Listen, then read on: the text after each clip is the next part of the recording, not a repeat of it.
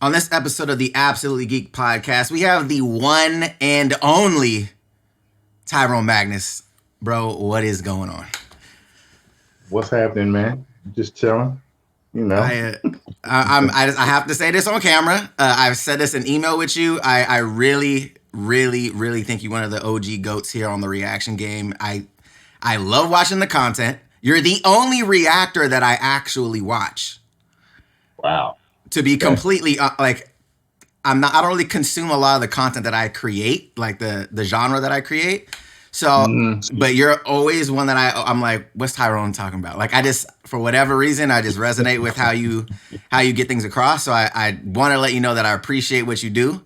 I think you're one of the OG goats on here, man. And I'm waiting to see you to that 10 milli.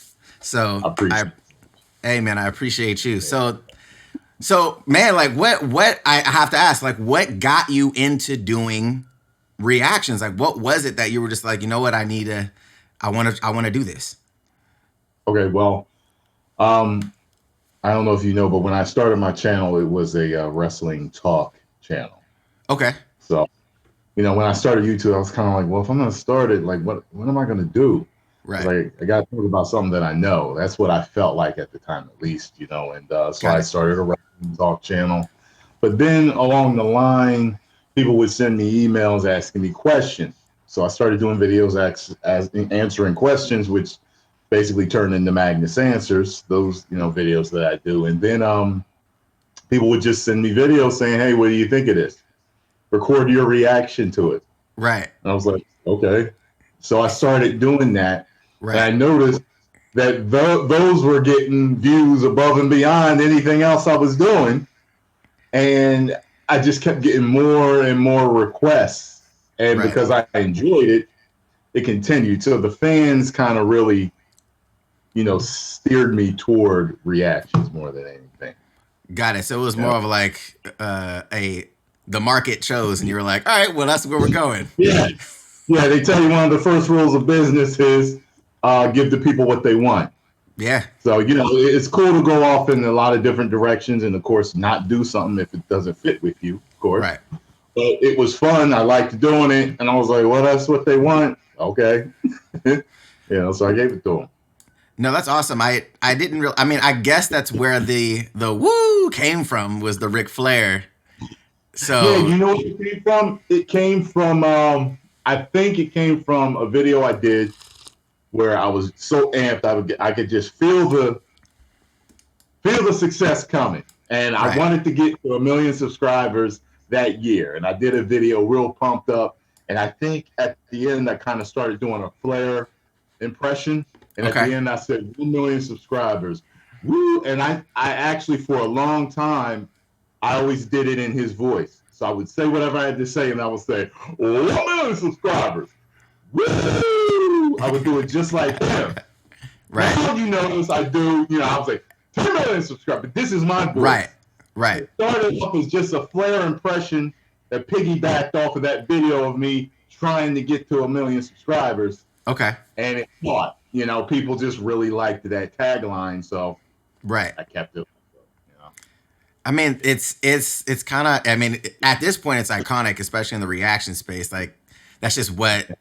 It's just it's like a producer tag. Like producers have like their producer tag, or you have a certain singer will have like their little thing that they do in their music. Like, so it's like your producer tags. Like, oh shit, that's really dope, bro. Yeah, it's one of my catchphrases.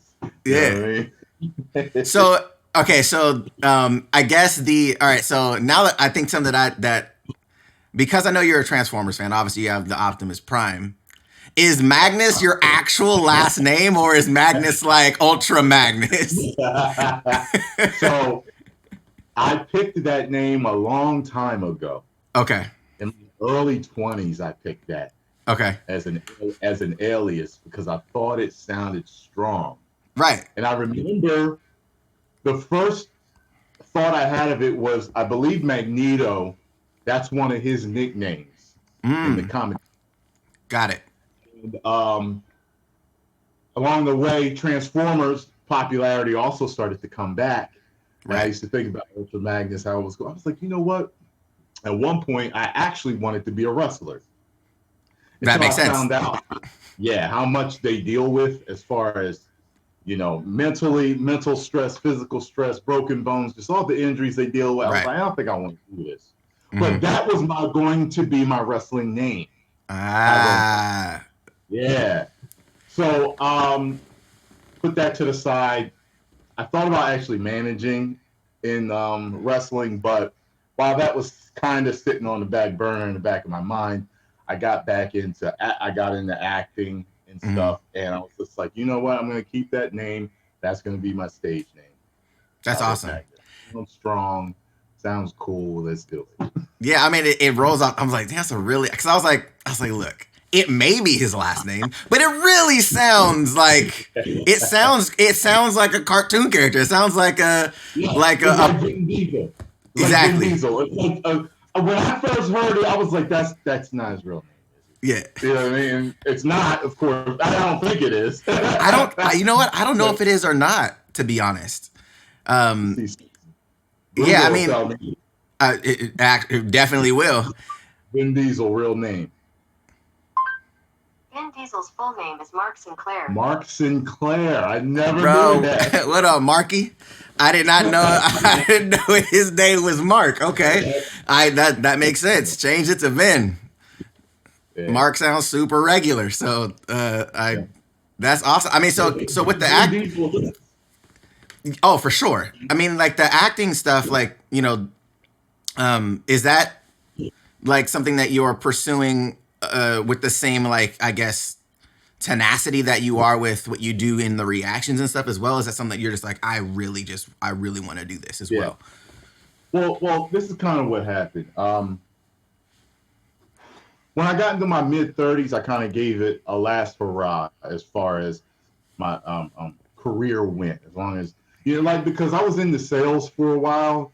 Sales is what kind of sprung me into, I guess,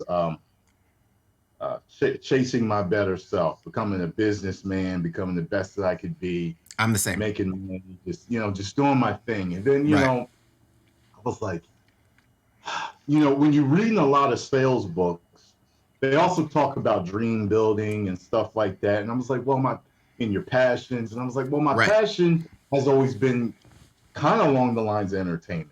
Mm-hmm. At the time, I was in pretty good shape, and I had pursued modeling at one point, but my mom had become ill. I dropped out of college to, help her and all this other stuff. I just never got to it. I was like, well, let's try modeling again. Still got it.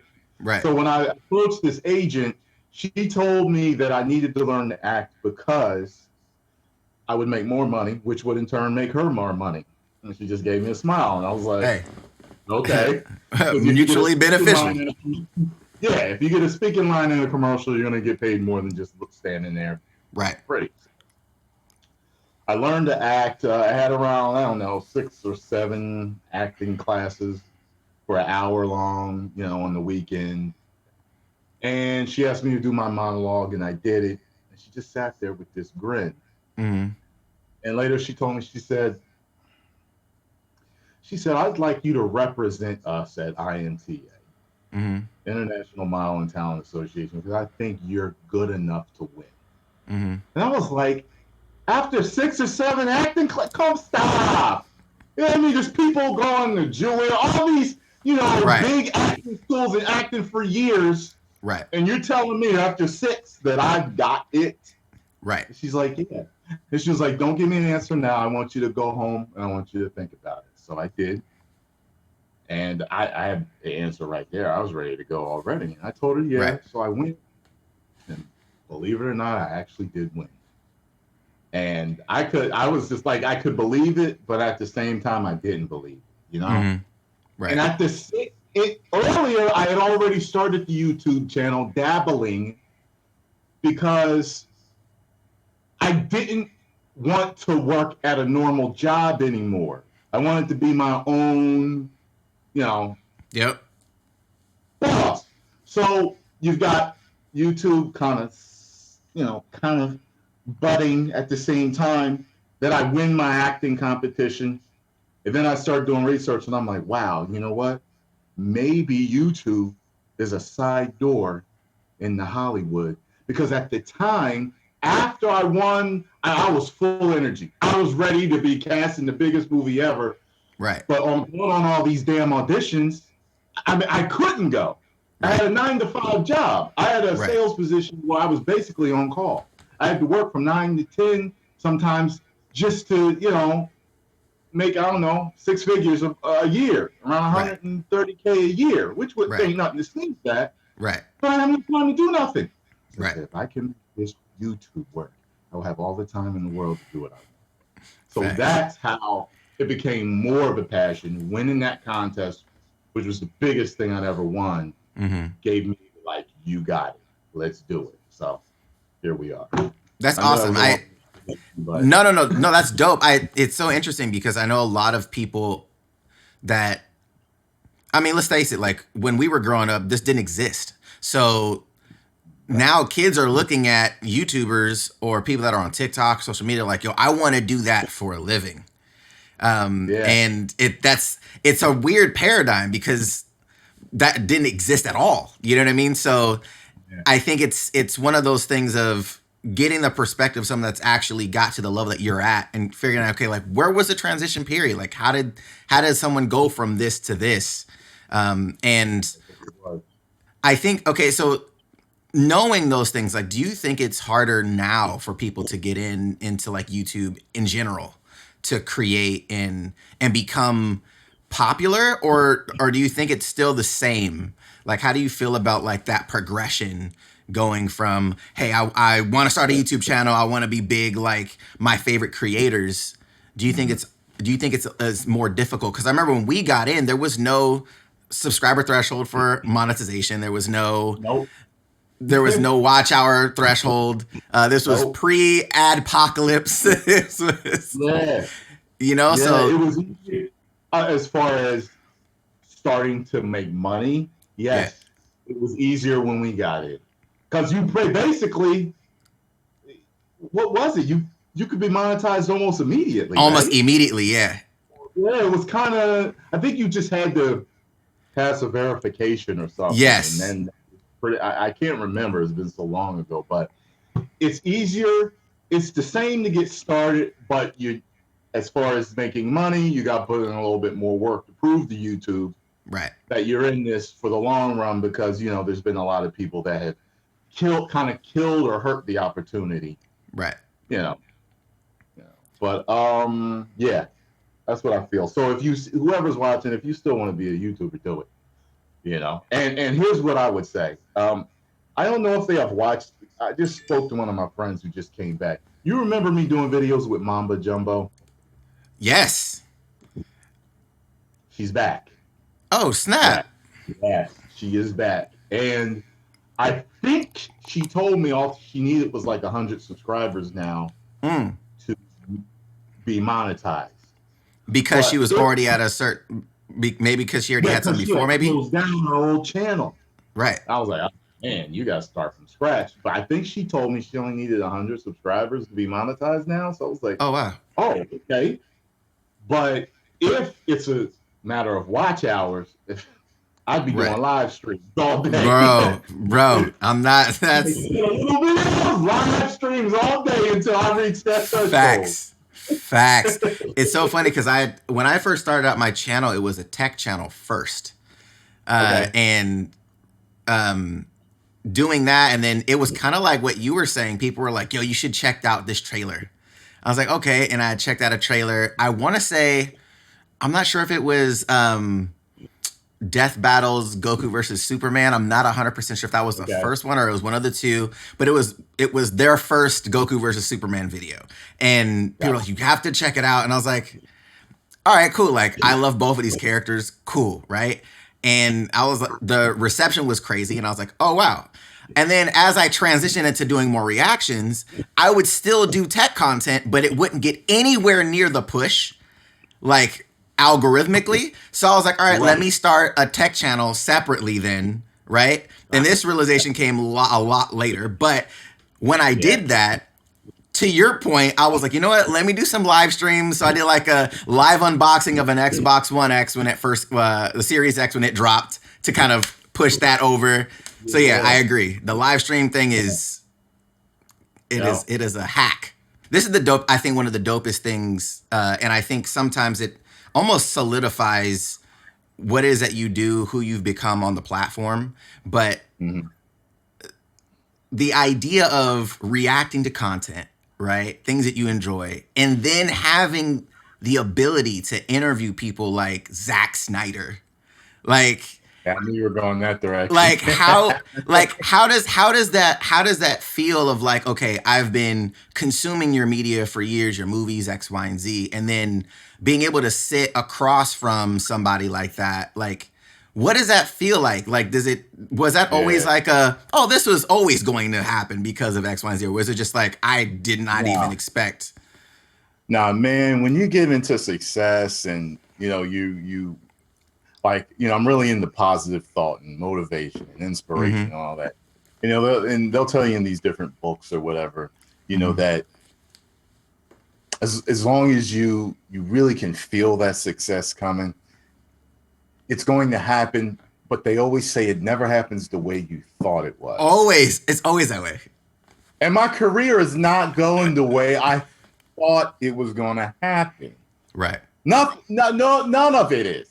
You know what I mean? So it's crazy, to find out that one of the people you've admired for so long, one of the guys, movies that has gotten you so hyped and entertained you for so many years, to find out that they actually watch you. Right. You know what I mean? And to find out that they're down with an interview. And I was just like, wow, man. It is crazy. I can't lie. It was surreal. And I was like a little schoolgirl, man. You know what I mean? Yeah, I was excited giving them the interview, but inside I was, you know what I mean? So, yeah. I mean, because when I saw that, I was, first of all, like, all right, I'll get your take on these movies in a second. But I remember when I was watching the interview, I was like, yo, this is super dope. I think primarily because, for me anyways, there's this really weird misunderstanding, but a very weird perspective of reaction videos on YouTube. You have people that are like, oh, it's not real content. And my argument with that is, do people consume it? like if people are consuming it, by definition, it's content, right? So And one of my friends, when I first started doing it, was like, I don't get why people want to watch reactions. And I was like, well, let's think about this. You watch something and you're like, yo, this is really dope. When before reactions existed, you would show a friend of yours, yo, check this video out. And they would watch it, and you're watching them to see if they reacted the same way that you did. So it's just that, but you're recording it like it's the same thing. Exactly.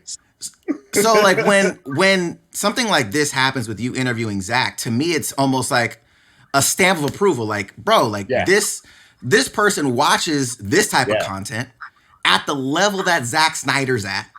Yes. Like, come on, like I don't know. Like, you know what I mean? It's like this man made billions for companies. Bro. He watches me. Tom Holland stopped me, on Hollywood Boulevard. Right. To come up to me, introduce himself, say how much he liked it, and said, I showed your reaction to the Russos and they went nuts. Come on, bro. And I'm like, then the Russos did the video where they were asking me on Twitter, should you choose Cap's side or Iron Man? I don't know, Magnus. Like, they were talking to me. So, and then the thing is this. People have a hard time accepting certain entertainment that they just don't like. Right. I always use Adam Sandler as an example because he gets a lot of hate. But if he wasn't funny to a certain group of people, he would not be the multi-millionaire, successful comedian, actor that he is. Facts. He wouldn't be, no matter how much you hate him. So there's all different types of entertainment. And I always looked at reactions, for me, at least. For me, it's a review in motion. It's right there. It's happening. I don't get a chance to sit and collect my feelings, You get to see all the nuances in my face. You get to see everything. And that's the reason now big companies contact us to do reactions. It helps promote, but at the same time, they're watching us. They want to know what we think, how we react. I really believe this is getting scientific now. They're like, we can use this. Oh yeah. To help better our product. So to a lot of people, it's sour grapes. You already know that. They're jealous, they're mad. And the whole thing is this. Look, you got people that do a ton of things. Like people could say to you, yeah, how talentless is it for you to get on camera and talk about tech? I mean, come on, I can do that. No, you can't. Because you can't do it with his charisma and his know-how. You can't put it together like he does. And that's why he's getting paid for it and you're not. Don't get me. Look, Howard Stern for years. What do he do? Talk? Bro. That's it. People love how he does what he does. What he does is not easy. Right. It might be easy to a person who has the same talent. Correct. But it's not easy. If it was easy, everybody would have their own radio show, talking and getting paid the big bucks. Yeah. So, trust me, there's plenty of entertainment I see on YouTube where I'm like, how does this have 50 million views? True. But the YouTuber that understands it's like, there's something for everybody.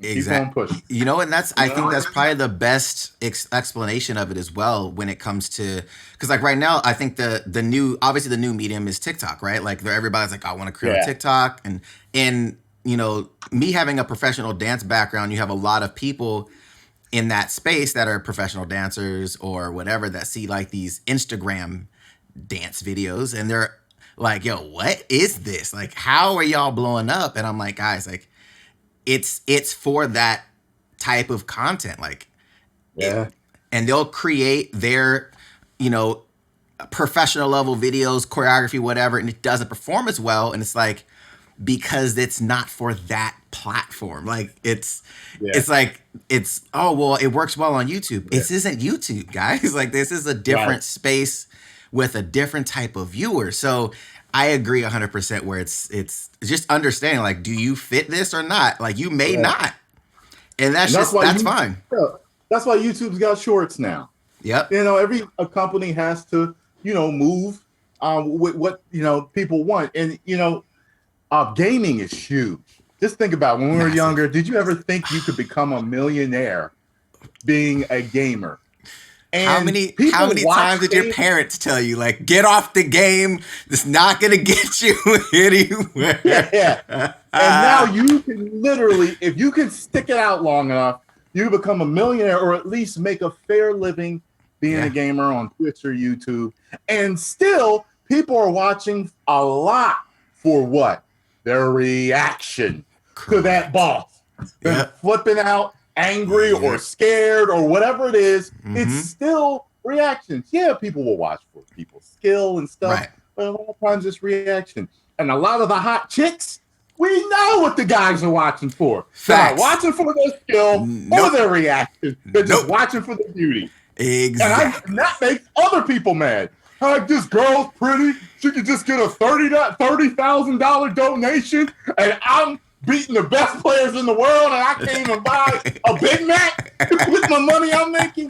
It is what it is. It is what it is, bro. It is what it is. Maximize your strength, minimize your weaknesses, and make some money.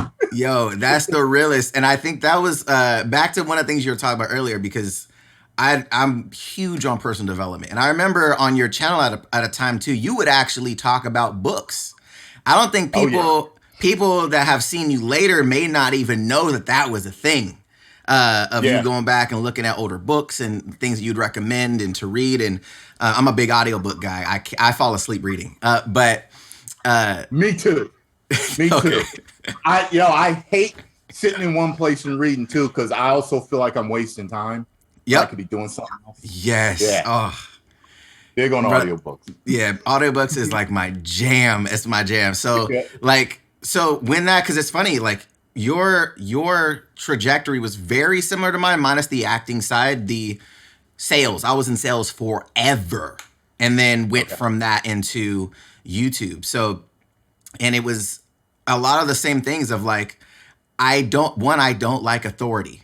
Like, I don't like people telling me what I need to be doing, me needing to ask if I could go to the bathroom and all that. And when can I go on lunch? Oh, not yet. Like, there's just stuff about that just gets under my skin. And I'm like, that's not for me. And, and it a part of it also is like, I like building stuff. Like, I want to build something there's something exciting about that. And so hearing like your trajectory of going from there and having your passion on the side and saying, you know what, maybe I want to do YouTube to get out of this so I have more time to do other passion things that I want to do as well. So like, besides acting, is there any other thing that you're like, yo, like I'm really interested in this, and this, or is it just really YouTube and acting at the moment? It's mainly YouTube and acting, but one thing I want to do is I do want to travel. At some point, I do want to travel the world, see exactly what's out there, because there's a lot more than just, my state or the couple of states I've been to in the U.S. But also, I'd like to, every successful person usually wants to have a few streams of income. Right. So, I use the money I make to invest. I'd like to, I was looking into Chipotle. I was like, maybe they got a franchise or something, but something to where, look, anybody that's a YouTuber, you got to have a backup just in case. Facts. You never know. Facts. You never know. It's just, with the adpocalypse, and even with YouTube's ever changing rules and community guidelines, you don't know what could happen to you. And you have to go into it kind of with a exit strategy, So don't get too comfortable, doing what you do. Make sure you're saving and investing your money. Don't just act stupid, because there's a lot of YouTubers that went out there, spent all their money, and then they get canceled or something happens to their channel, and then they're struggling, So, yeah. Yeah, that's something that I've been really actively doing over the past like maybe 2 years, is trying to acquire multiple streams. Like, leverage to me is big, and that's one of the things reason why I got out of dance. Even doing that, like the last professional show I did was a Jabberwocky show here in Australia when we came out here from Vegas, and I was like, after that, I was like, I don't want to have to clock in to make my money. And in dance, the go-to-market strategy is like, it's really weird. Like, almost every artistry has a level of leverage, right? If I'm a musician, I can make a song, I can sell it, and over time, I can do it once and it can continuously make me money, right? If, you have royalties in that as well, right? If you're an actor, you can make movies, and there's things that people can consume of that, and you can make money over time. Dance, you need to physically do it, and you need to make, either you do that in shows or you teach classes. And at a certain point, it's like your income threshold is capped. You can only work so much. You can only dance so much. So I was like, you know what? I need to do something that I can do once, make money multiple times off that one piece of media. And anything I do outside of that is a similar thing. Like, okay, like, can I start it, build it, and leverage it? And if I can't do that, I don't think it's for me. Like, it's, to your point, it's just a time thing. It's like, I don't have enough time to actively be in it. So you got to bring out your Dance Zumba DVD. Oh, bro, no. Your hip hop dance. No way, not me. That's not gonna be me. I tell you that. Not gonna have me fucking butt naked sweating on camera. I'm not doing it. Might be the next. What was it? What was the big one that came out? Sean T. He would. Was it a? Oh no, I was thinking of him, but the other guy. Everybody was into that one. Oh my god! Not Sean. You know who I'm talking about. And he always had the Bowflex dumbbells. Yes. The pull-up bar. What was that called? Insanity? Was it Insanity? No, that's Sean T. That's still Sean T. That's Sean T. No, this one was a white dude. Oh my god. I know you're talking about too. He had the ponytail. What? Did he have the ponytail? The white dude with the ponytail, or no? I don't think he had a ponytail. I think he had, normal just haircut. I don't think he had long hair. Okay, so Sean T was Insanity, but I think this guy was before him. Okay. And I think it came in a pack of like 6 or 7 DVDs or something. Yeah.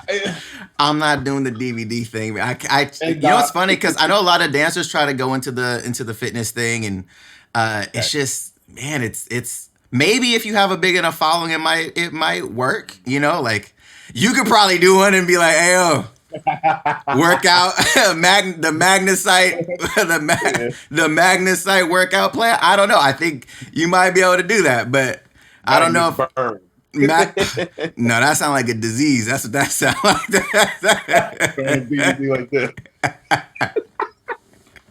Nah, that sounds crazy. I don't know. Like do people still buy them though? Like, is that still a big industry? I mean, I don't know. I mean, some people always look for something new. I bought Tybo back in the day. Tybo, yo. I did. Oh yes. I wanted to get real cut, so I bought his advanced workout, and that was murder. I remember that. I mean, it's crazy. Those workouts are ridiculous. Those workouts are ridiculous. Like, I know a lot of dancers, like, before we would get ready for, like, shows or performances and stuff, they do T25, which is Shaun T. I don't know why I'm advertising Shaun T right now, but it is what it is. But a lot of them would use that just to kind of get into, like, tour shape and stuff like that. But, yeah, that's Tybo, though. I completely forgot about Tybo. I don't know why I can't think of this one, man. Popular cardio workouts. I don't know, man. It's killing me because I remember this and everybody was getting into it. I remember guys in the gym were telling me, yeah, I got it, man. I'm going to get extra cut with this.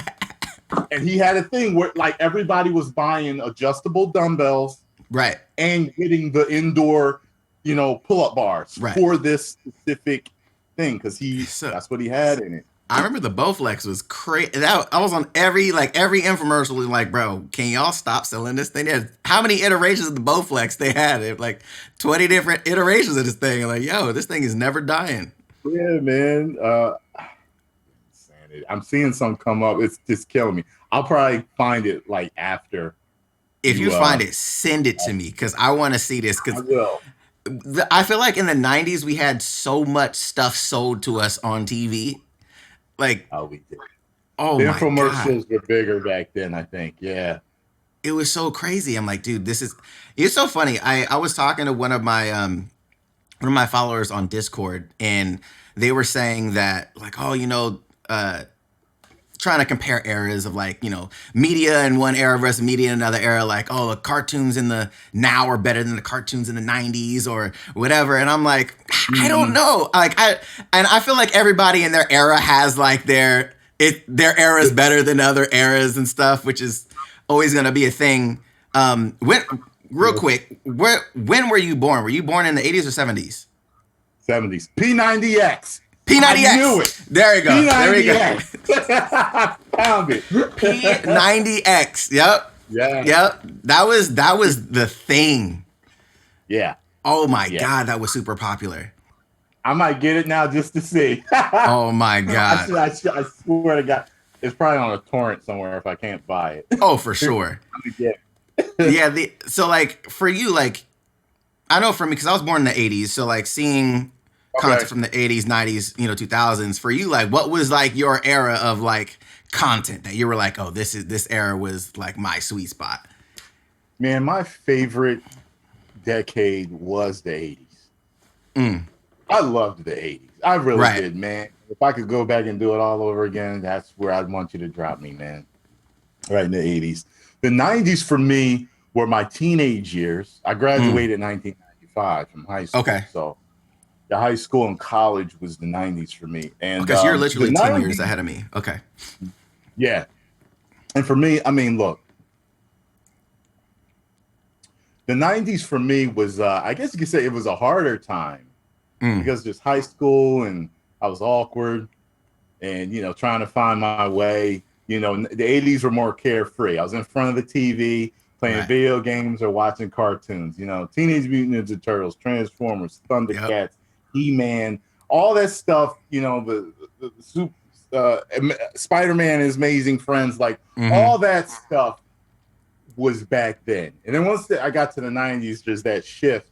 And back then, in the 90s for me, everything, especially with a lot of black people, everybody wanted to be tough because that's when, quote unquote, the gangster rap came in. Because Right. before then, black people was party rap. We was having a good time, smiling, and then all of a sudden everybody had to be tough. Everybody had to kill a dude. Everybody had to beat somebody out. Everybody had to sag their pants. I tried sagging my pants for a few months, but it was really uncomfortable.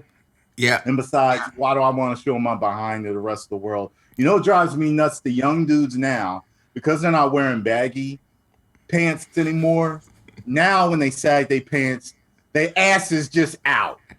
You know what I mean? They butt and whatever boxer brief that is on display. At least back in our day, when we were sagging, we had long shorts. Yeah. Our behind. Yeah. You know what I mean? And then if the young brothers want to look up where it came from. Yep. Hey. Exactly. I mean, hey, if you homosexual or bi, that's great. But if you're not, do you really want to display your ass to a bunch of men that might want to see it, that you don't want to see it? You know what's crazy? My dad was a sergeant corrections officer. And he told me where it came from. You know what I'm saying? So seeing that, he was always like, nah, you're not doing that. And I'm like, all right. I tried it, and it was the first time last time. He was like, nah, you're not doing that again. So yeah. Hey, yo, before we jump off of this, hey, listen, y'all. If you're getting your ass kicked and you try to run and you sag, you ain't getting nowhere. You're not getting away. I've seen it happen. Dudes get beat up because they can't get away because they were sagging. I've seen it so many times. Oh my God. Like, nope, he's not gonna make it. He's not gonna make it. Sag at your own risk. No, that's actually crazy. I mean, I agree with you. I think because when I grew up, because I was born late 80s, so I was like 87. So I was more of a 90s kid. But I grew up on all 80s content visual wise, like Gen 1 Transformers, same thing with you, Spider-Man. So I think G.I. Joe, all that. So like during that era, there was a lot of overlap for me. But musically, it was like my dad and my mom were into a lot of the 70s music, right? So I grew up on 60s and 70s music.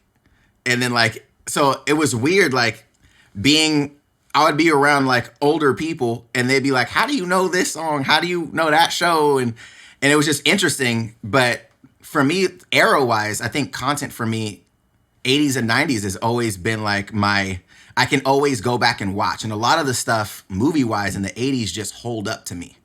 And I don't know if it's just I don't know if it's a bias, but like even going back and watching like something like, obviously T2 was in 92, I think. But even that movie, looking back, like if you watch Terminator 2 now, that movie holds up really well. Yeah. Holy crap. That's probably on my top 10 of all time. One of them. You know what I mean? I love T2. So speaking of like action movies, because I feel like the action movie has transitioned into the superhero movie.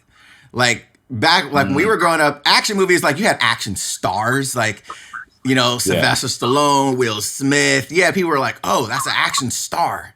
And now it's almost like the action star doesn't really exist. It's like the character that person portrays, like a Tony Stark. He's like, he's Iron Man, or, you know.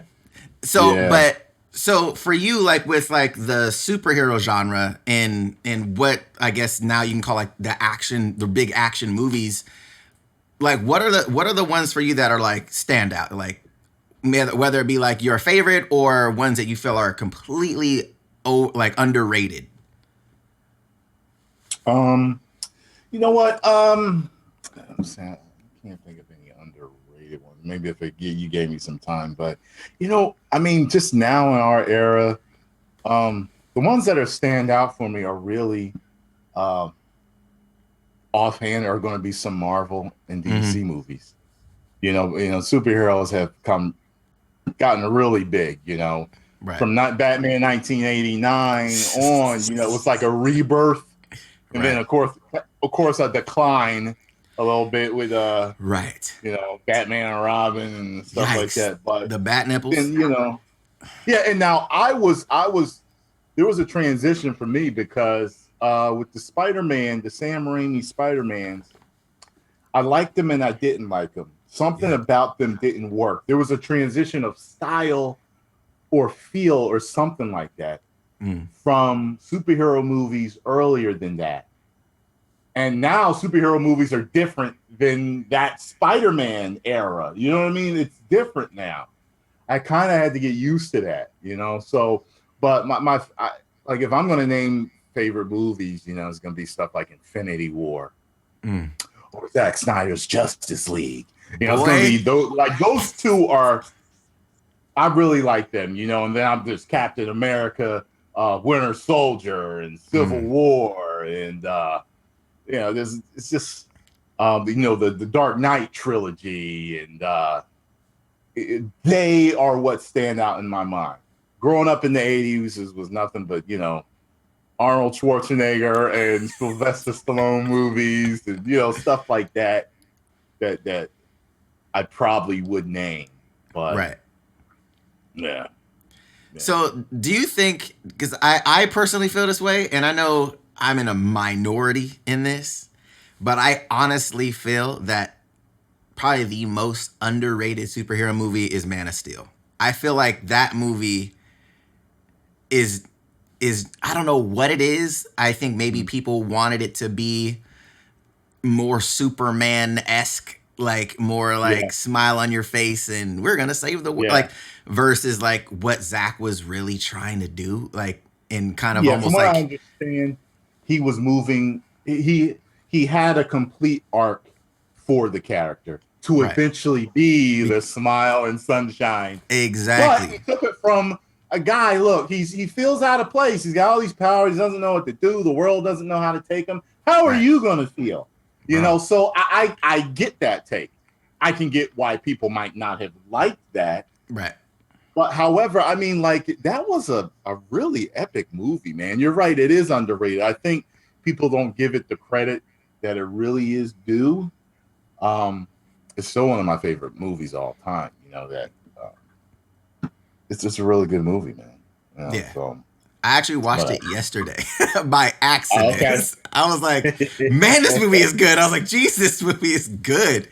And I think like, cause like, I'm a producer for Ismahawk, which we do like action sequences and live action stuff. And we've done stuff for like all of like live action death battles that you've seen on Death Battles channel.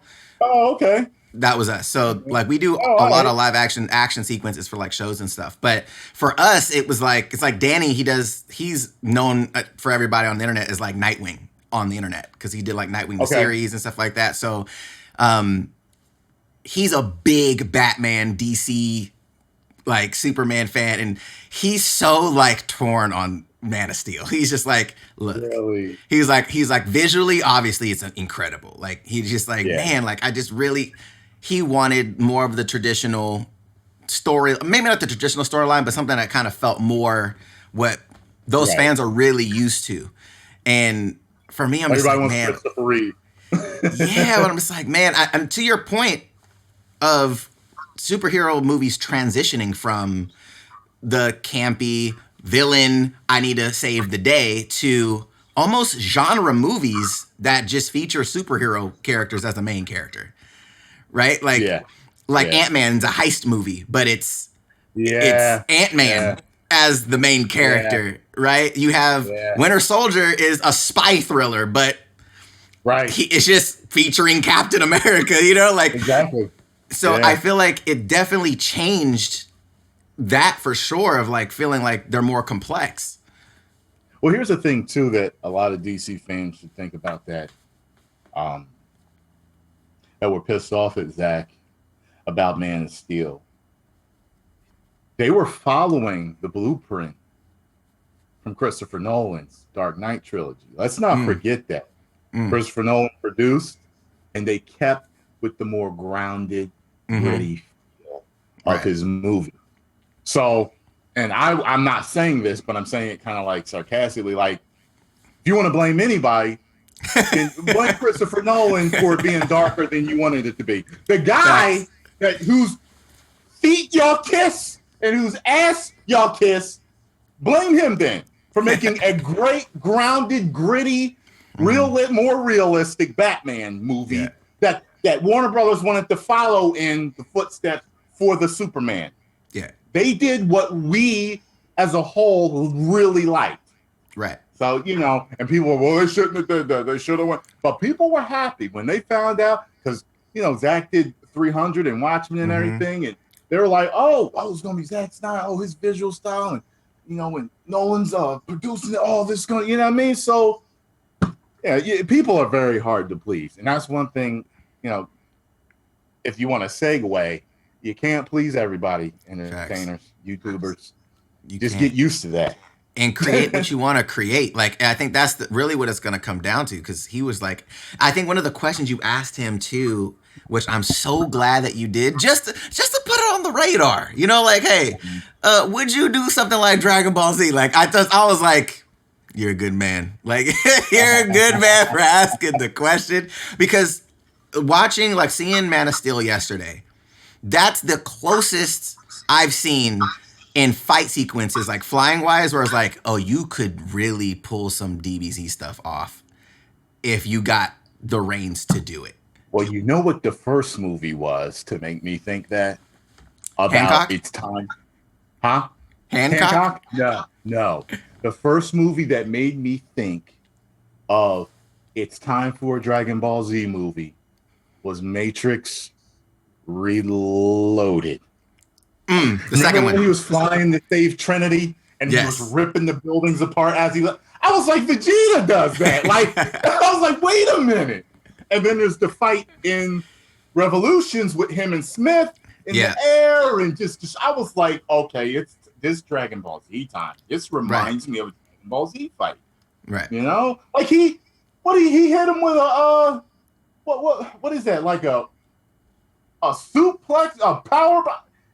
Smith fucking drilled Neo right into the damn pavement like they would do in the damn cartoons. I was like, it's time, man. Yeah. And then I don't remember when Dragon Ball Evolutions or whatever what that was. I have no.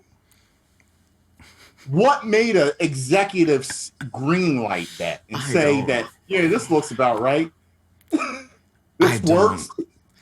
It was like, man, do you not know the property? Like it was just really strange. And I'm all for people trying to adapt stuff. Like, okay, how do we adapt this to something where it's current time? But when you start changing a character's motivation, like in that movie, Goku is he's falling for Chi-Chi and stuff. Like, Goku didn't care about no chicks at all. No. At all. He was uneducated. You know what I'm saying? Like, it's just really weird of like, changing. You know what I equate Goku to? When you see the way he behaves after that hit on his head, he literally turned into an idiot savant. Yeah. His brain was damaged, which made him simple, but he's got this genius for fighting. That's exactly what it did. Because can't nobody watch him and figure out how he even had sex with Chi-Chi and had children. Facts. You know what I mean? Facts. I was like, look, brother, she dominated him in that for sure. Because I'm like, yo, his dude. life is food, friends, and fighting. That's it. Like, that is facts.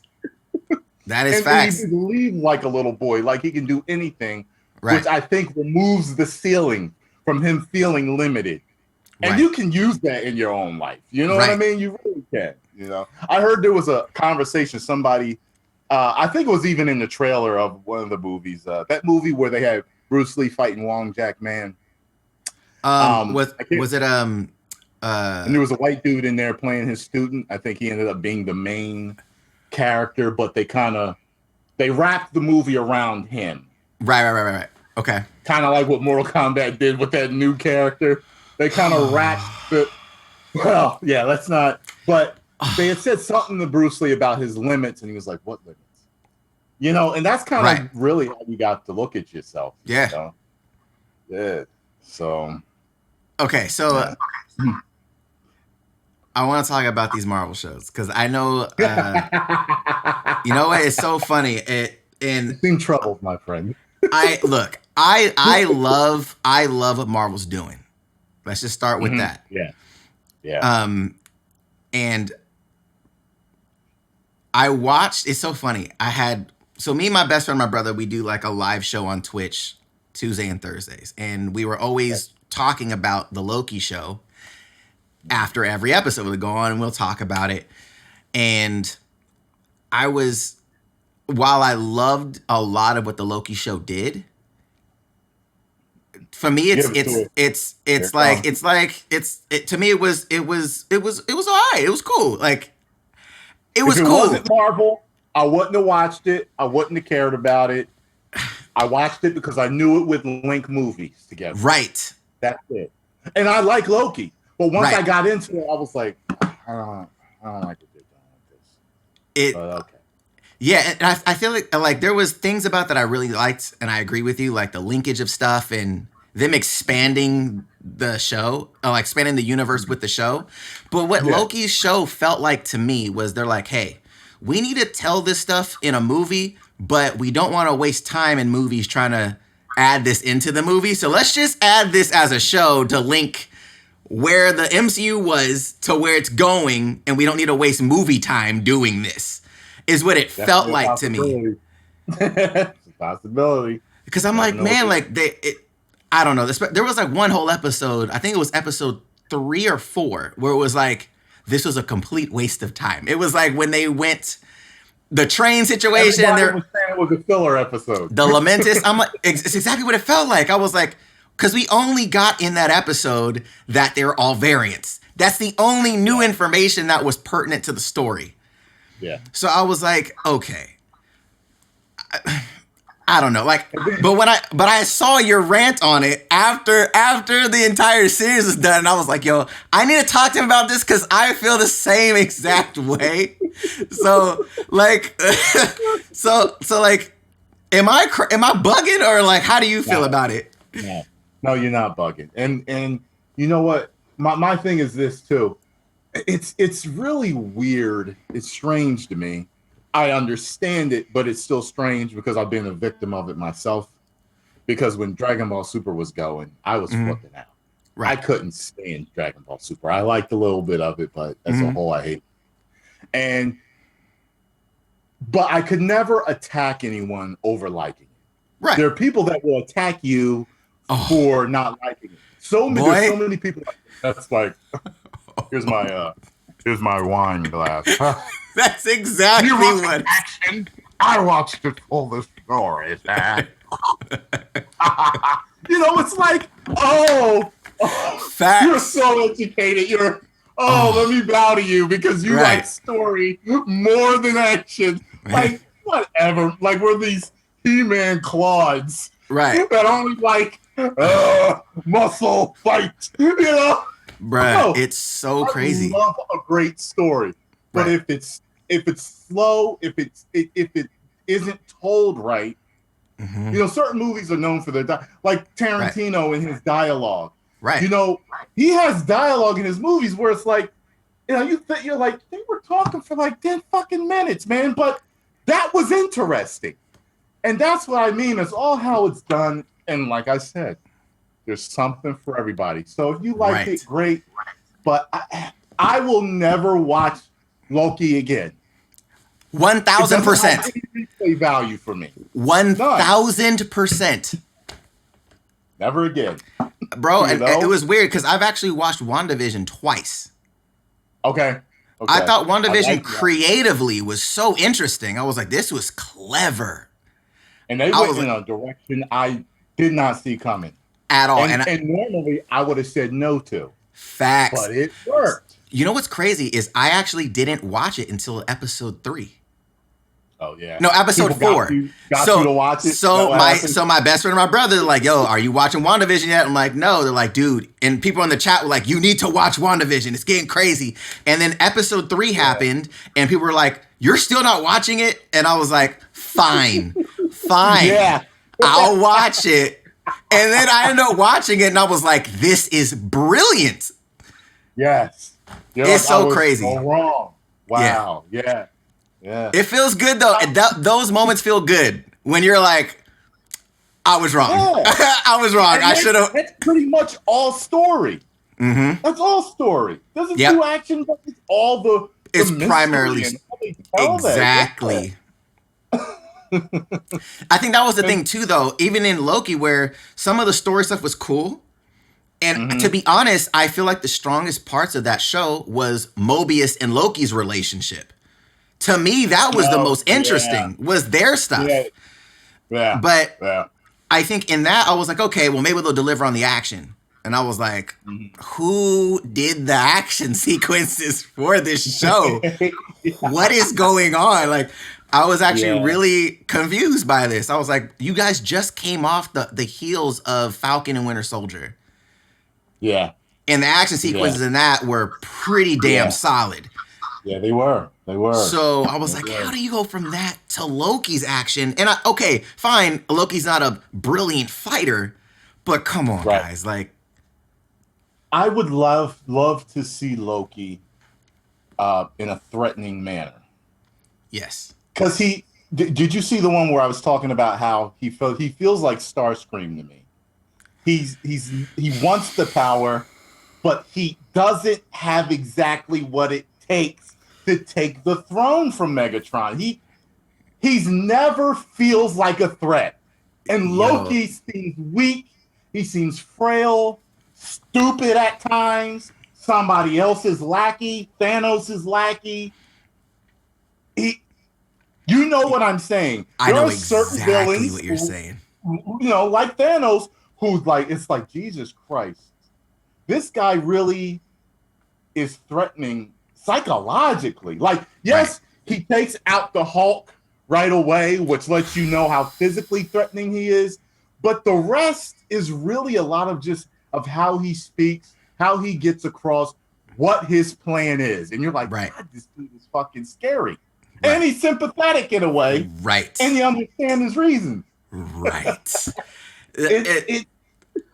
Yeah. You know what's so crazy? Hey, Thanos, just double the food. Don't kill half the people. Yo. You know what? So that's the only issue that I have. That's the only issue that I have is like double resources. Let's go. That's the only issue that I have with it is you could have doubled resources, right? Yeah. But you know, on that, like, it's so funny. So because I actually didn't see your take on Loki as a character comparing him to Starscream. That's like the perfect comparison. People were saying that, yo, it's perfect. Thanks, man. I'm like, yo, because Starscream is exactly like that. But speaking of Thanos, because personally, Infinity War is my favorite superhero movie, I think, ever. I understand. Mainly because of what you're talking about. In the MCU, we had never had, everybody had a movie that really, I guess, really was important. Let's say that. But Thanos, we only heard things about Thanos. But watching Infinity War, the first time I watched the movie, I was like, oh my God, this is his movie. It should, like, you could have named it Thanos and it's his movie. Yeah. You're right, and he's the hero in the movie. The Avengers are the villains in the movie, trying to stop him from achieving this goal of bringing peace to the universe. Like, the concept of the movie is brilliant to me. And to your point, like, how do you start the movie power scaling him to everybody immediately by saying, let me body the Hulk so y'all understand what this really is? Like, I was like, no way. Calculated, quick, sharp hits. And then hit him dirty. I was like, and then he was like, I don't want to play anymore. I'm good. I don't want to come out in the movie for the rest of the movie. I'm good. I'm good. No, I just thought that movie was brilliant. You had the hero shot at the end of him sitting down, and it's like this low angle hero shot, this Michael Bay angle, and I'm just like, look, I'm like, this is brilliant. It's so good, and like even after that, like you have that moment of him. After he does the snap and he's talking to Gamora and he's like, no, what did it cost? And he was like, everything. Like, you felt like he was like, I needed to do this. Like, nobody understands why I need to do this. I just thought it was brilliant. He truly believed in what he was doing. Right. He did. You know, it's one of those movies that I can watch from beginning to end.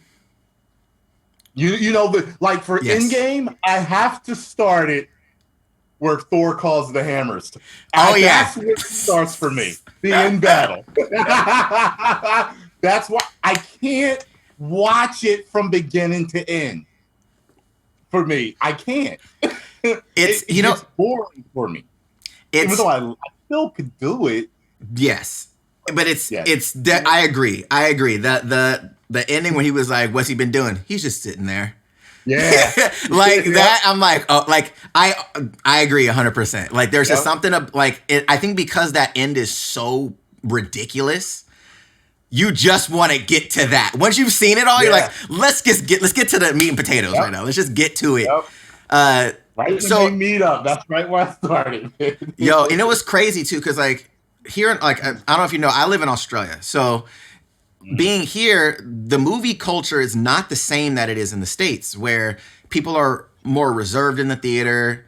People really are hype in the theater. It's not like that. It's way different. So when I first moved here and I'm watching certain movies and I'm in the theater like, oh my God, I'm like the only one hype in the theater. And people are like, what the fuck's up with this dude? Right? Like, so for me, in Infinity War and Endgame were the first movies that. No, I take that back. Thor's movie was the first one where people got really hyped because obviously Thor is Australian. But okay, yeah. But that whole movie, Ragnarok, was casted where I live, but everybody in the movie is either Australian or Kiwi.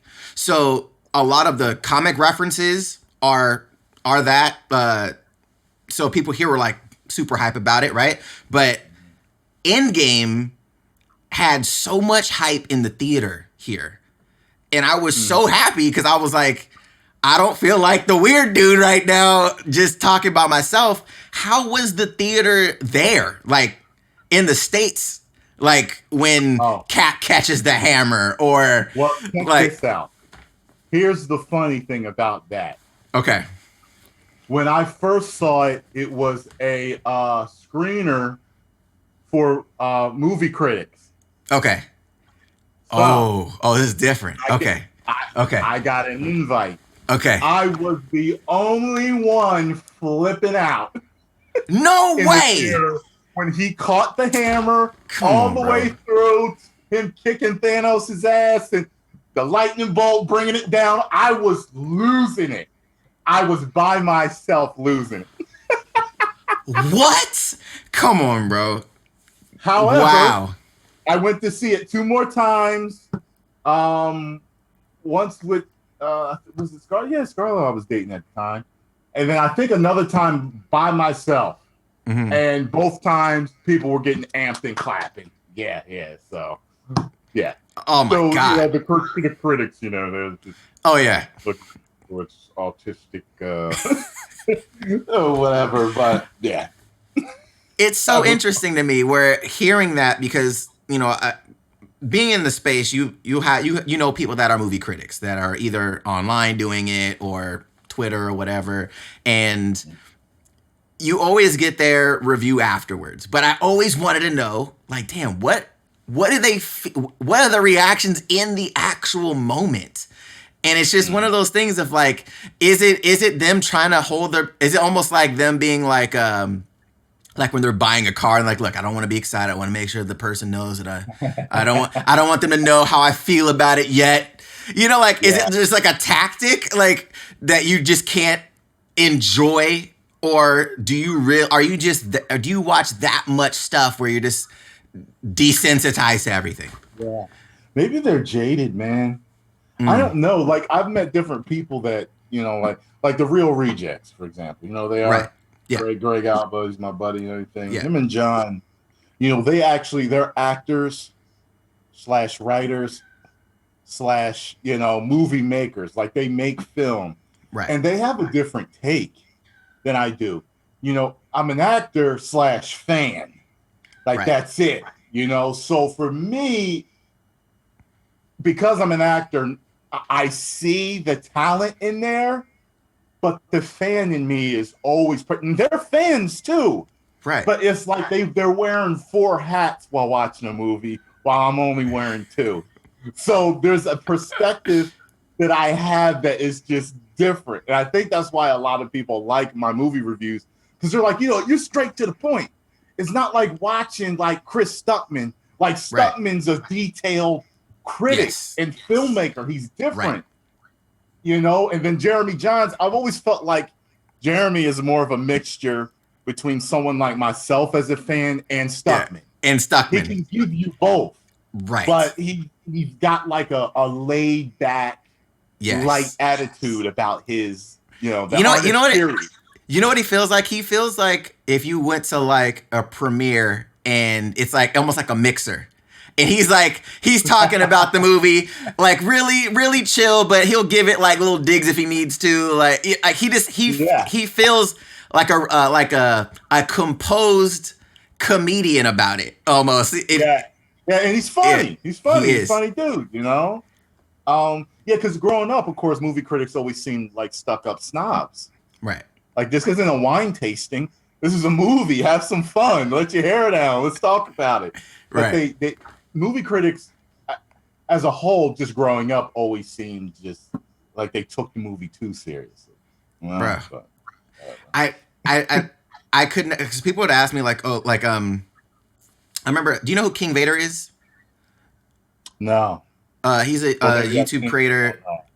He does a lot of anime, like live action anime adaptations and stuff on his YouTube channel. King Vader, if you look at him, you might recognize him from something. You've probably seen him on something. Super viral, but he just did a Hood Dragon Ball Super video. And it's like a live action, like Hood adaptation of it. It's actually really enjoyable. But people ask me, because of the work that I do with Ismahawk, they're like, oh, well, what do you rate? Like, compare this to another. I'm like, look, guys, like, time out. Like, let's time out really quick. And I did my reaction to it, but I was like, what I'm not going to do, especially if you're a creator on the platform, I know what goes into creating this type of stuff. I know the time, I know the scheduling, I know the writing, the acting, the post-production. I know what goes into that. Especially on YouTube. If you're doing that on YouTube, the probability of you making that money back is not guaranteed, depending on a ton of factors. So, so it's like, I want to look at it, to your point, from a fan standpoint. As a piece of content, I don't want to give them a critique on... Like, if they want professional or that type of a conversation, we can have that off somewhere else. You know what I'm saying? We can email, have a phone conversation. Let's get like more on the objective filmmaking side of things. But not everything needs to be that. Like, let's maybe just enjoy, and do I like it or not like it? I don't need to go into the details of that. And I think for you, like, I think that's probably why people love what you do, is you have that, I'm kicking it with my homie, we're talking about the movie. Okay. Like, it's like, look, I don't, like, could I get in my movie bag? Sure. But how did this movie make me feel? I'm cool with it. I like it. I don't like it. Oh, this moment was awesome. It doesn't seem to, like, up yourself in it. It's like, I'm just talking with the bros. We just talking with the bros and we talking about the movie. Yeah. And now that I'm getting into making movies and stuff, I'm starting to see a few things. And even with YouTube videos, it's like, considering that I know what goes into it, and in certain ones, I'm kind of like, I know what it takes to do the simple edits that I do sometimes. I'm like, God, I don't want to know how long it took them to do this. So, like, sometimes I'm just like, I'm watching movies and I'm not hard on people too much, especially actors, because I don't know what take the director decided to use, the way the studio then took the film and chopped it up from what the director wanted. And you start blaming people and talking all this trash, and you weren't there and you don't know. I watch what I say about every celebrity, everyone in entertainment and in the public eye now, because I'm like, there's this veil that the fan is behind, and they truly don't understand the industry. And Facts. I'm not even deep in yet. I've kind of got my foot in, Right. you know, and I'm just like, wow, holy shit. Some of the shit I said years ago, I'm like, oh my God. Like, I remember when I first found out Ben Affleck was going to be Batman. I've apologized to him and Gal Gadot so many times in videos for what I said. I was like, I am so sorry. I was a stupid, ignorant fan. Yep. And every time a company makes a casting, I'm like, let's see. Facts. That's not who I would have thought, but let's see. Because I'm in we've been agreement. fooled too many times by man. someone who we as the fans thought was going to suck, and they were great. So, you know what? I agree with you, and I think to your point, it's just the lack of knowledge. You know, it's like, all right, cool. Like I see this and blah blah. Like, yeah, but like you don't make it. And I was like, there was something that John Campea had said, and I really believe this. If you're a big movie fan, I think every movie fan, obviously it's impossible, but even if on a smaller level, every movie fan should try to make a short film. Just try to make one. With your phone, whatever you have, try to make a short film, 10 minutes, nothing crazy, 10, 15 minutes, and see how you go. And see how difficult the process actually is. Because people think, oh, you just need to cast somebody that looks like this person. Looks is not, that's not even that important. Perfect example to your point was Gal Gadot. Gal Gadot was super small. I was like, how is she gonna play a curvaceous Wonder Woman? How is this going? But Wonder Woman's visual, put enough meat on her to make it work. Right, but even still, even at that point, it's like, is the visual of Wonder Woman's curvaceousness, is that a defining point of her character though? No, it's not. It's like, okay. So it's like, it's one of those other things too, as a fan, that you kind of have to remove yourself and say, okay, what makes this character the character? Is it how they look? Some people it is. People are like, well, you could cast a white guy as Black Panther. It's like, no, it kind of makes it, you need a black guy for Black Panther. Like, you need that. But certain characters, it may not be. I think there's different takes that you can move far a little left or a little right on. And I think that's like that with Wonder Woman's body, apparently, because we see she did a great job and she looked great with Wonder Woman. And you know who I want to use also? The guy that plays Superman on Superman and Lois. Yo, I haven't seen it, but I heard it's actually really good though. It is. Okay. He doesn't have the stereotypical oval face shaped, square jawed. He doesn't have that look, but he absolutely works as Superman. He almost even looks like he has a little Asian in him, the way his eyes look. He reminds me of the guy that I did the movie The Handler with. If you ever look up the Handler movie trailer, it's on my channel. Look at that guy and then look up who plays Superman and Lois. It's like, oh shit. If they told me they were cousins, I'd like believe it. But they don't have that stereotypical Superman look, but he works. So how important is that Henry Cavill looks like you ripped him out of the pages of Superman? Facts. This guy doesn't. Right. But he still worked. So I think that a lot of times, and I understand why fans don't trust the studios with what they do either, too. It's flipping a coin. Right. Sometimes it's like, wow, they picked the right character, but then they make a fucked up movie with great casting. That's the honestly, like, that was like the Fan Four Stick movie. Like, the cast was awesome. Like, the cast of the reboot of Fantastic Four with Michael B. Jordan and horrible that movie. Oh my God, that movie was I was like, wow. But the cast was good. I was like, oh, the cast is solid. But then when the movie came out, I was like, how did y'all use these actors? Like, the acting ability of these actors is really good. How did we get this? I was like, what happened. And then even the director I heard was like, look, it's gonna be ass. Like he knew. So what was going on behind the scenes to make him let y'all know like that? You know what I mean? Okay, so I mean that's one of the things too, like being in the space, it's like how much do people when do you think it's going to get to a point where you could get to creating a movie without a studio? Like for it to be really like bang. Like, you know how like music at a certain point was you needed a label, you needed A&R, you needed all these pieces in place, distribution to make an actual hit. But now people make it out of their living room, you know, and they can go right to consumer and it blows up. When or do you ever think that's gonna be a possibility where it's like, you know what, I want to make that and do it? I've never ever thought about it from that level, from that angle at all.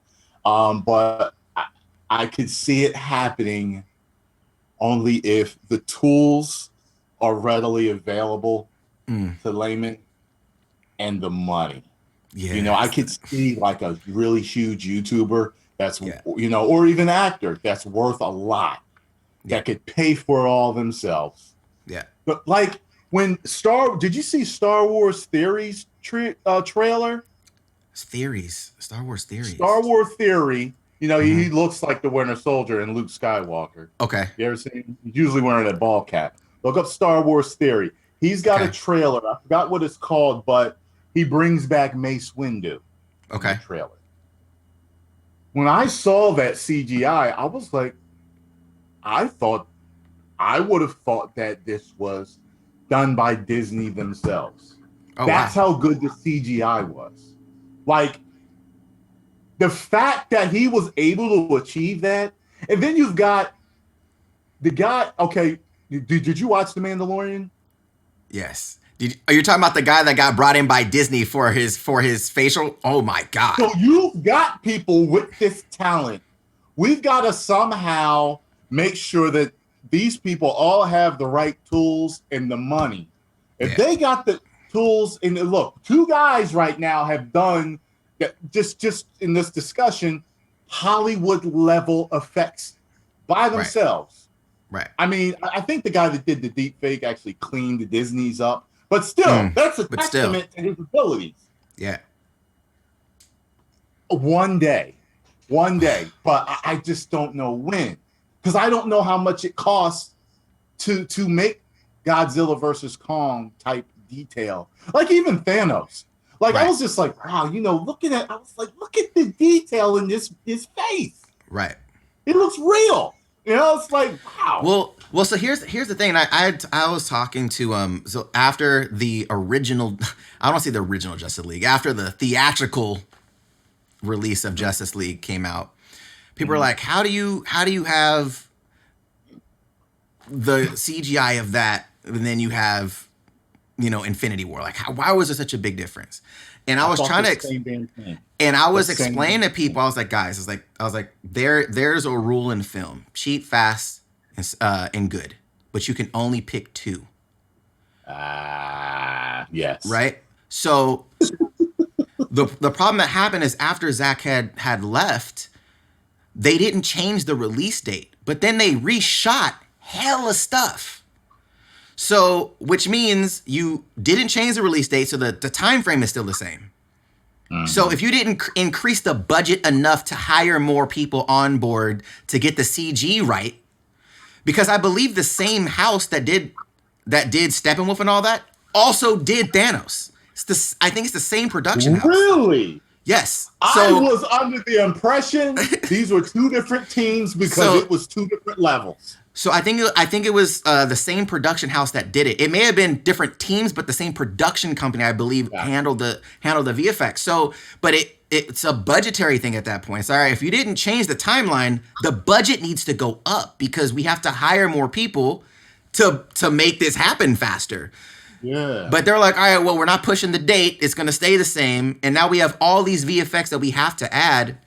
And I tell this all the time, but before this was like maybe 3 years ago here in Queensland in Australia, there was a VFX panel I got to sit in on for Godzilla versus Kong. This is 3 years ago. And so this is a while ago before the movie was actually shot. And they were the guy that was running the VFX for that was actually talking about, he was actually one of the head VFX guys for Zack Snyder for his whole SnyderVerse. So he was talking about his meeting with Zack about 300. And when he went in for, not 300, for Watchmen. And he said when he sat down with him for Watchmen, Zack had already had the template for the whole Justice League scenario, right? So he's telling us this whole story of what was supposed to happen in Justice League, and we were like, what movie did we get? Like, what is going on? And he was telling us this whole process of like, when Warner Brothers had came up to him and said, hey, we got to get Henry Cavill in, but contractually he has his mustache, he can't cut it off. Can you guys remove it? And he was like, look, we want to show them that you can't do it. So let's just show them what it looks like without it. And Warner Brothers was like, oh yeah, that works. And he was like, no, that's not the point. The point is it doesn't look good. We can't do it. And they said, no, that's good enough. And I was like, oh no, bro. Like, I don't know how you can have people like that in charge. Oh, it's weird that they could bring us so many movies that are our favorites of all time and then do something like that to a property like Justice League. Like, are you nuts? Yeah. Marvel is, and here I've always told them to run their own race. I'm like, you're Warner Brothers. You own some of the biggest of all time. Of all time. Run your own race and stop trying to catch Marvel. Yeah. And what did they do? Trying to spit shit out. They got their asses kicked anyway. You know what I mean? But then when they let the man do what he wanted to do, you've got this 4-hour epic. Oh, so good. That is arguably the greatest superhero film of all time that people are saying. You know what I'm saying? Oh, it's so arguably. Good. You can put it up against all the super epic superhero movies ever. And so it stands on its own. There's nothing like it, and I think that's why I like it so much. Is it feels, and it was weird. It did not feel. Was it long? Obviously, but it didn't feel like 4 hours. Nope, it at did all. Not. I was like, hold on. Like, Endgame felt like 3 hours. Facts. Endgame felt like 3 hours. It did. You are not capping there. I agree. But it's understandable. It's going to be a long movie. Cool. Right? Yeah. But it didn't feel like that. I was locked. Yes. I was like, yo, and I think that was the brilliance of Zach's vision of it is all three of those movies overlap. Yeah. The End of Steel, Man of Steel, literally happens at the same time at the beginning of Batman v Superman. The end of Batman v Superman overlaps with the beginning of Justice League. I'm like, this is so dope. Thought about that. It's so good. I'm like, bro, like you could spend 9 hours in one day and just watch it continuously. And it's like Zach is an acquired taste. He's better than what people say he is at storytelling. I agree. I really do think that. I agree. And so what if he's more of a visual storyteller than maybe a dialogue storyteller? Who the fuck cares? Right. He does it great. He does. And I think that's one of the things too of how he does it. He's the guy that does it that way. And I think that to me it means more than, all right, well, we have another guy that tells stories like this. Well, he's the guy that tells stories like this. So I don't know. I may be a little biased to his visual, but I still think his stories hit for me. They just hit for me. I like his. I just like the realistic take on his stuff. I wanted to ask you before we wrap, because obviously you do a plethora of stuff on the reaction side of things, and I know a lot of my fan community is anime based. What animes like did you watch? Do you watch that are like these are the ones that I really love? Like these are like my go-tos. Well, check this out. It's funny. I'll tell a real quick story about what got me into anime. Okay. What got me into anime was Just a few things. Okay. As a kid, I started to notice the animation of particular episodes of certain shows that were different. Okay. Transformers, Right. G1, Right. Thundercats. Right. Even they had a pilot episode for an X-Men show that they wanted to do. I don't know if you remember this. The main villain, it was Magneto, of course, but I believe Toad was in it, and Wolverine was in it, and he had a Canadian accent, and yeah, like yo, you know what I'm talking about, don't you? Yes. You know what I'm talking about. Holy and I started crap. to realize, just as a child, there were different. And then, like, I would hear kind of, oh, yeah, well, that one was Japanese animated, or that was more of an anime style. And then one day I saw the Ocean dub. Have you heard of this? Bro, The Ocean dub version Yes. of a Dragon Ball movie. Yes. I can't remember. It was the one with, was it General, they called him General Pei in this, not General Tao. And I know what you're talking about. Yeah. Indian. He killed the big Indian that had the little son. Yeah. I recorded that. I had that on VHS for years. And I'll never forget. Then Dragon Ball Z comes out and they're showing it. And I'm like, this guy looks like the little kid in that movie I had on tape years ago. I think this is him. And I put it all together. So Dragon Ball Z is what really threw me into anime big time. Right. But before that, I had seen stuff like Ninja Scroll. There was another ninja movie that I saw. I can't remember what it was called, but I loved it. I was huge into Street Fighter 2. So when their movie came out, that was anime. I bought that, of course. Right. And look, I'm Dragon Ball Z head all day, every day. Right. One Punch Man. I love One Punch Man, the first season. Right. Oh, man, the second season was not it. I'm sorry. Yeah. My Hero Academia right now. Okay. I'm a huge All Might fan. Okay. Doria irritates me. I'm still watching it, though. What season are you on? What season are you on? Huh? What season are you on? Okay. Okay. Got a couple more episodes to go. Got it. Okay. I can't stand Bakugo. I can't stand him. Fuck him. He's not, to me, he's not Vegeta. Don't try to make him Vegeta because it's not good work. I hear a lot of people love him. Fans love him. But I hate him. Okay. I want All Might back. I want the girl with the little horn to do some reversal of time on All Might. Right. Right. I'm trying to I just started watching the second season of Castlevania. Okay. But listen, there's a ton of stuff that I have yet to watch, like Baki, the Grappler. I still have to watch that. Of just old stuff that I have to finish, like Dragon Ball, the first couple of seasons or whatever of that. I'm a few episodes in. I still have to finish Naruto Shippuden. You know, there's my favorites. Yeah, there's a lot to watch. So many. Loved Death Note. Absolutely loved it. So good. Oh my god. The first one I can think of where it wasn't martial arts, because I watched them for martial arts fights. Right. Absolutely loved Death Note. You know what I'm saying? So, yeah. Yeah, that Death Note is one of those ones for sure. Cerebral movie, man. Like fucking nuts. So good. I'm a big anime fan. Yes. Is there what do you say? And I'm dub or sub, whichever one's better to me. Because I had a Japanese fan tell me, we don't give a fuck what you watch. Like Americans will, I only watch sub. They don't even care. They don't care. You think you're a purist because you watch it sub? Oh, bruh. Attack on Titan. I'm just dropping them. Yeah. I watch a lot of shit.